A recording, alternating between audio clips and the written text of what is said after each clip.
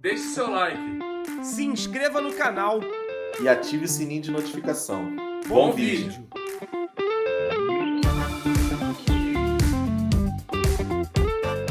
Enfim, Rafa, deixa aí no mínimo, por baixo, mais R$1 bilhão aí por alto do que pode custear aí o estádio do Mengão, a qual a previsão já passou de 2029 para 2031, não oficialmente, mas teoricamente. Rafa, como é que você prevê esse cenário do estádio rubro-negro?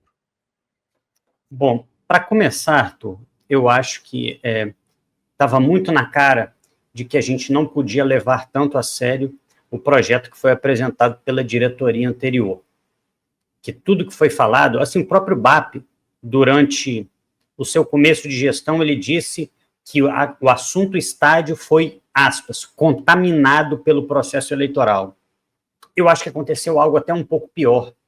Eu acho que o assunto estádio foi instrumentalizado pela gestão anterior por um objetivo de tornar o Dunst presidente. Eu acho que foram feitos planos muito longe do que era verdade. Acho que foram feitos planos superficiais. Acho que foram feitos planos que não levaram em consideração uma série de coisas que precisam ser feitas. Por exemplo, o Arthur mesmo falou de custo de descontaminação de solo.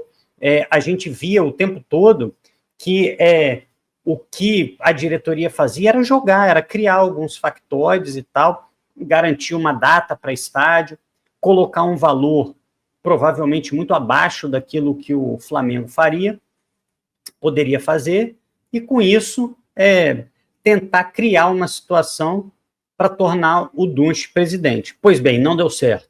E agora entrou um outro presidente que vai ter que tomar pé do que está acontecendo, e ele está correto, ele tem que fazer os estudos de viabilidade financeira.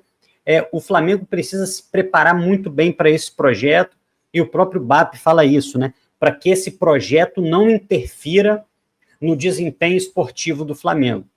Estamos falando de um projeto aí, nesse número ainda preliminar de cerca de 3 bi. E aí, a questão é a seguinte: o Flamengo vai ter que se preparar para ou tentar diminuir esse valor, eu sinceramente não sei como, ou o Flamengo talvez tenha que arrumar um parceiro. Eu sei que não é o que a maioria dos torcedores quer, não é o que eu quero, mas talvez a solução seja arrumar uma parceria como o Palmeiras com a W Torre, por exemplo.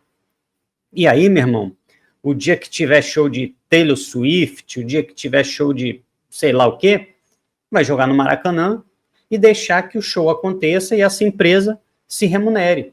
Porque esse valor, esse número aí de 3 bilhões, ele é um tanto quanto assustador. Assim, eu não entendo de finanças, eu não conheço com profundidade as finanças do Flamengo, mas tem uma pergunta que obrigatoriamente tem que ser feita, que é a seguinte: como retirar 3 bilhões de um orçamento, por mais que tenha venda de naming rights, ou venda de cadeiras cativas, ou vendas de camarotes, publicidades, como retirar um valor desse sem com que o Flamengo perca competitividade no futebol, que é o nosso carro-chefe, que é para onde tem que ir a maior parte do orçamento.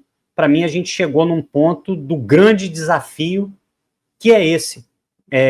E aí, o próprio Landim, isso aí é muito curioso.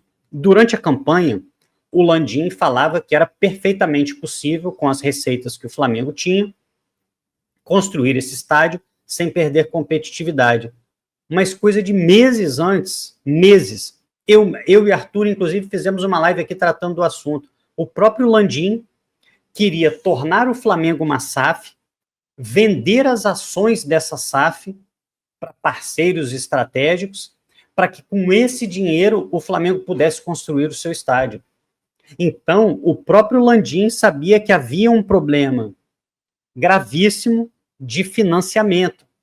Agora mais alguns estudos, e aí não só os estudos assim de custo, mas os estudos, e aí eu acho que entra a Fundação Getúlio Vargas nesse caso, né, que é de que maneira o Flamengo pode viabilizar a construção desse estádio. O Flamengo está numa posição difícil, mas as soluções estão aí, né? A gente já discutiu várias aqui, a gente vem discutindo ao longo dos anos. Arrumar um sócio e criar uma sociedade de propósito específico.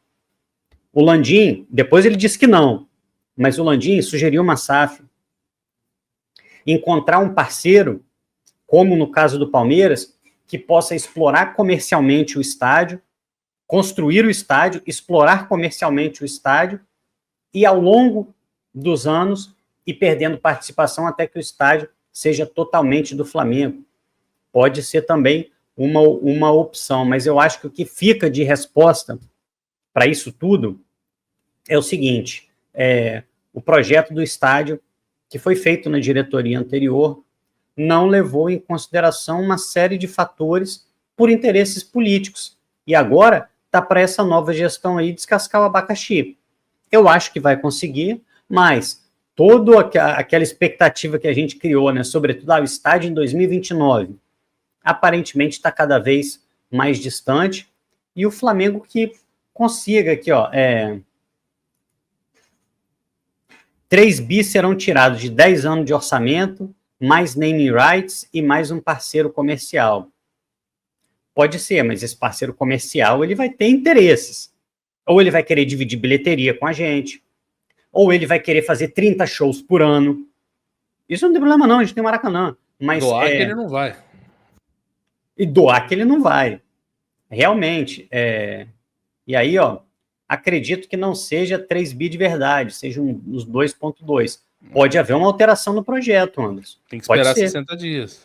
Que o Flamengo faça um novo planejamento, considerando que o atual plano, né, de estádio que o Flamengo tem vai muito além de uma quantia razoável.